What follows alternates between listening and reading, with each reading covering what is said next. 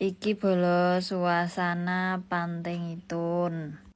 Lah iki pemandangane Pantai Ngitun saka tebing Gunung Wetan sing paling endhek. Lah iki banyune iki dina iki lumayan apik bolo. Ora gedhe banget. Kae watu karange do ketok, iki ndelalah yo kepasan surut bolo.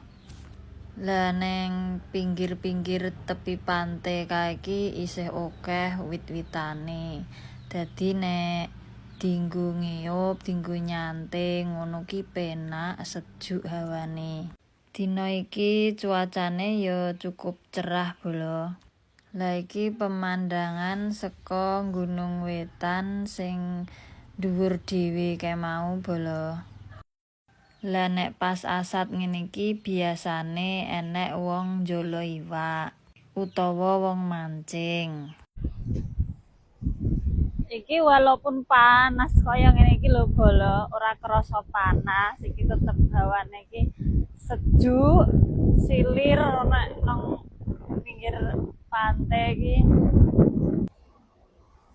Kae ana wong arek njolo bolo.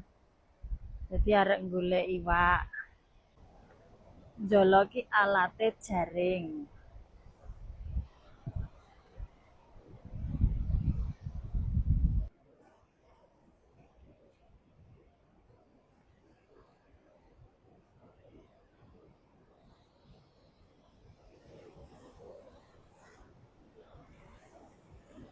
Kudu iso angon banyu ya bolo nek arek njolo ngene iki ora sembarang langsung ndelehno. Dadi kudu ngerti kahanane ombake ngono kuwi.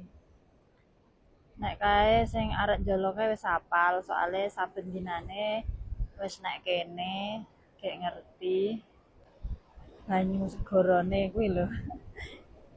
Nah, iki ombake kira-kira tekan ngendi ngono kuwi. Kita kan kene iki bolo. Lah targete wong njolo nek kene iki iwake bangsa iwak sawo, ge ana pijak, ge karo ana meneh candukan bolo. Kadang yo entuk iwak tawes.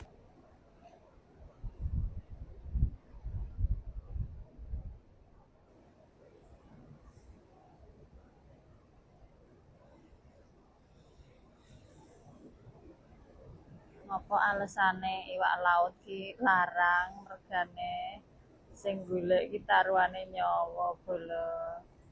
Turna nek wong njolo ngene iki durung mesti sak tijaran ki entuk iwak bolo. Soale iwak ki yo karepe wegah nek dijaring. Lah kae nek njolo ki dadak ngindik barang bolo. Engko nek wis ketara iwake langsung diuncalno jalane.